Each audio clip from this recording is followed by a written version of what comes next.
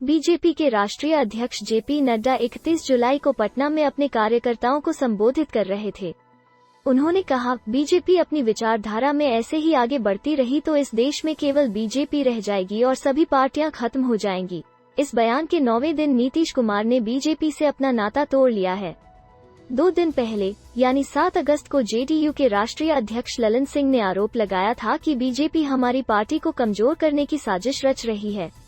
Bhaskar explainer में हम जानेंगे कि बीजेपी से दोस्ती करने वाली 5 बड़ी क्षेत्रीय पार्टियों का क्या हाल हुआ। राज्य उत्तर प्रदेश गठबंधन बीएसपी बीजेपी 26 साल पहले बीएसपी से गठबंधन के बाद बीजेपी पर लगातार एमएलए तोड़ने का आरोप 2 जून 1995 को लखनऊ गेस्ट हाउस कांड के बाद बीएसपी और एसपी गठबंधन टूट गया।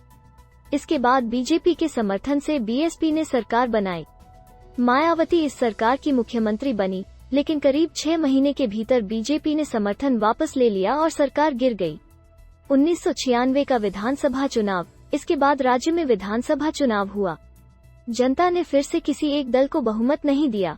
नतीजा यह हुआ कि किसी दल की सरकार नहीं बन पाई, ने ही साथ आने का फैसला किया।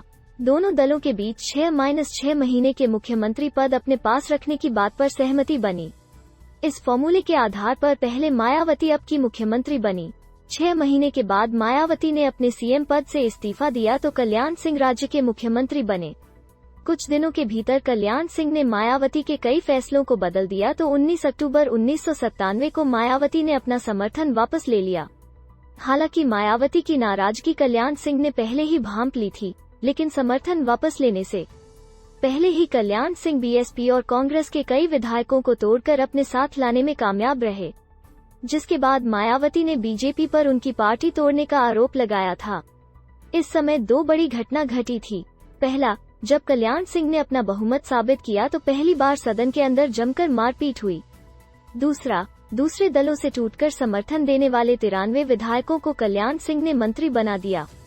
ये भारत में सबसे ज्यादा मंत्रियों वाली सरकार थी। राज्य महाराष्ट्र गठबंधन शिवसेना बीजेपी 1990 में बीजेपी के साथ शिवसेना ने किया गठबंधन। अब 2 हिस्से में बंटी पार्टी 1990 विधानसभा चुनाव, पहली बार शिवसेना और बीजेपी ने साथ मिलकर महाराष्ट्र विधानसभा चुनाव लड़ा। शिवसेना ने 183 सीटों पर चुनाव लड़ा, जिसमें 52 सीटों पर जीती। वहीं बीजेपी ने 104 सीटों में से 42 सीटों पर जीत दर्ज की। हालांकि इस गठबंधन को बहुमत नहीं मिला। 5 साल बाद यानी 1995 में दोनों दल एक साथ फिर महाराष्ट्र के चुनावी मैदान में थे। इस बार गठबंधन को पूर्ण बहुमत मिल गया। शिवसेना 73 सीटों पर जीती और भाजपा 65 सीटों पर। हालांकि 80 सीटों के साथ कांग्रेस सबसे बड़ी पार्टी बनी। 2009 विधानसभा चुनाव बीजेपी शिवसेना गठबंधन में शिवसेना हमेशा बड़े भाई की भूमिका में रही, लेकिन 2009 के चुनाव में स्थिति उलट गई। भाजपा ने 46 सीटें जीती और शिवसेना ने 45 सीट।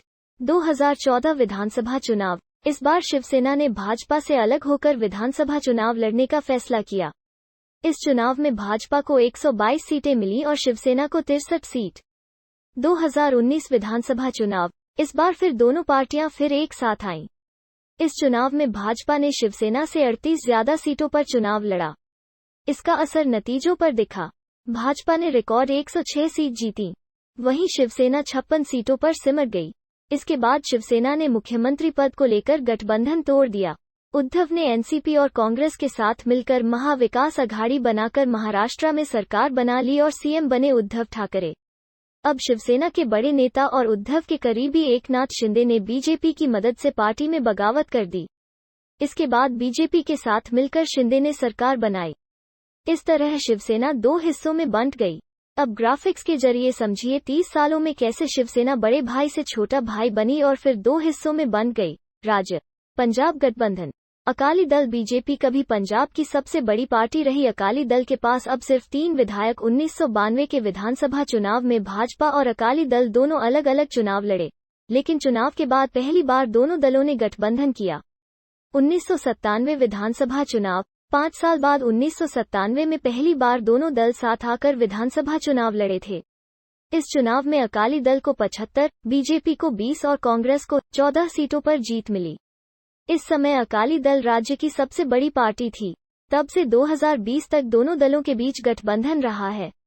5 जून 2020 को संसद में 3 नए कृषि कानून बिल पास होने के साथ ही बीजेपी के सबसे पुराने दोस्त अकाली दल ने एनडीए से अलग होने का फैसला किया। अकाली दल के दबाव के बावजूद बीजेपी ने 3 नए कृषि कानून को लागू करने का फैसला लिया था। 29 नवंबर 2021 को केंद्र सरकार ने तीनों कृषि कानून वापस लेने की घोषणा की थी। इसके बाद बीजेपी ने राज्य में अपनी स्थिति पहले से ज्यादा मजबूत कर ली थी। यही नहीं, जिस बीजेपी को गठबंधन में 32 सीटों से ज्यादा कभी नहीं मिली थी, वो बीजेपी अब राज्य में बड़े भाई की भूमिका में आने के लिए आतुर थी। 2022 विधानसभा चुनाव। इस बार पंजाब में बीजेपी अपने पुराने दोस्त रहे अकाली दल के खिलाफ पूर्व मुख्यमंत्री अमरिंदर सिंह की पार्टी के साथ मिलकर चुनाव लड़ी। 2022 विधानसभा चुनाव से पहले अकाली दल टूट के कगार पर चले गई थी।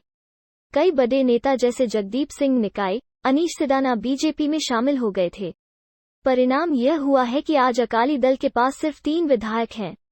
राज्य बिहार गठबंधन जेडीयू बीजेपी 2005 में पहली बार हुई दोस्ती, अब पार्टी तोड़ने की बात कहकर एनडीए से अलग हुआ जेडीयू। 2005 विधानसभा चुनाव। 2003 से पहले जनता दल यूनाइटेड का नाम जनता दल हुआ करता था। नाम बदलने के बाद पहली बार 2005 में बीजेपी और जेडीयू दोनों ने मिलकर विधानसभा चुनाव लड़ा था। चुनाव के बाद किसी दल के पास स्पष्ट बहुमत नहीं होने की स्थिति में इसी साल एक बार फिर से चुनाव हुआ था। दूसरी बार हुए चुनाव में जेडीयू 139 सीटों पर चुनाव लड़ी और 88 सीटें जीती। इस तरह जेडीयू सबसे बड़ी पार्टी बन गई। बीजेपी ने 102 सीटों पर कैंडिडेट उतारे थे और 55 सीटों पर जीत मिली थी। इस चुनाव में आरजेडी को 54, कांग्रेस को 9 और एलजेपी को 10 सीटें मिली थी। तब से अब तक ज्यादातर समय दोनों दल गठबंधन में रहे। 2015 विधानसभा चुनाव। साल 2015 में नीतीश कुमार ने एंटी इनकम्बेंसी से बचने के लिए एक्सपेरिमेंट किया। नीतीश भाजपा को छोड़कर राजद और कांग्रेस के साथ मिलकर चुनाव लड़े। इस चुनाव में जेडीयू को 71 सीटें मिली, राजद को 80 और भाजपा को 53 सीटें मिली। हालांकि गठबंधन ने बीच में ही दम तोड़ दिया और नीतीश वापस भाजपा के पास लौट गए।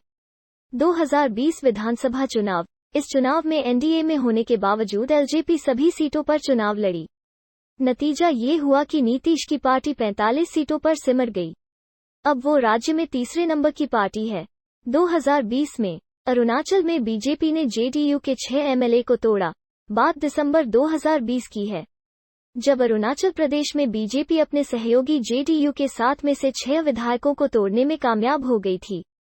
जेडीयू से अलग होने के बाद ये विधायक बीजेपी में शामिल हो गए थे। फिलहाल एनडीए से अलग होने से पहले जेडीयू के राष्ट्रीय अध्यक्ष ललन सिंह ने बीजेपी पर उनकी पार्टी को तोड़ने की साजिश करने का आरोप लगाया है। साथ ही 2020 चुनाव में कम सीटें आने के लिए भी बीजेपी को जिम्मेदार ठहराया। अब ग्राफिक्स के जरिए समझिए कैसे 2005 में बीजेपी से गठबंधन के वक्त जो जेडीयू राज्य की सबसे बड़ी पार्टी थी, अब वो राज्य की तीसरे नंबर की पार्टी बन गई है। राज्य जम्मू कश्मीर गठबंधन पीडीपी बीजेपी। 2015 में पीडीपी ने बीजेपी से गठबंधन कर बनाई सरकार। अब खतरे में भविष्य। 2014 में मोदी सरकार बनने के साल भर बाद 2015 में बीजेपी और पीडीपी के बीच गठबंधन हुआ। जम्मू कश्मीर के लोगों के लिए यह गठबंधन चौंकाने वाला था। इससे पहले बीजेपी हमेशा पीडीपी पर अलगाववादी समर्थक होने का आरोप लगाती रही थी। दोनों की विचारधारा भी उलट थी। इस सब के बावजूद 1 मार्च 2015 को भाजपा के समर्थन से मुफ्ती मोहम्मद सईद जम्मू कश्मीर के मुख्यमंत्री बने। उनके निधन के बाद 4 अप्रैल 2016 को उनकी बेटी महबूबा मुफ्ती मुख्यमंत्री और बीजेपी के निर्मल सिंह डिप्टी सीएम बने। तब पीडीपी के कई नेताओं ने कहा था कि इस गठबंधन से पीडीपी ने साख खो दी है। गठबंधन टूटने के बाद केंद्र सरकार ने धारा 370 को खत्म करते हुए जम्मू कश्मीर को राज्य से केंद्र शासित प्रदेश बना दिया था। नतीजा यह रहा कि पीडीपी और नेशनल कॉन्फ्रेंस से उनका सबसे बड़ा मुद्दा ही छिन गया। पीडीपी के नेताओं को महीनों तक नजरबंद रहना पड़ा। ऐसे में अब इन दलों का राजनीतिक भविष्य ही खतरे में है। इसके बाद से अब तक यहां दोबारा चुनाव नहीं हो पाया है। अब बात एनडीए की हो रही है, तो आखिरी स्लाइड में जानिए इस वक्त कौन कौन सी पार्टियां इस गठबंधन का हिस्सा हैं। आपने पूरी खबर पढ़ ली है, तो आइए अब इस पोल में हिस्सा लेते हैं।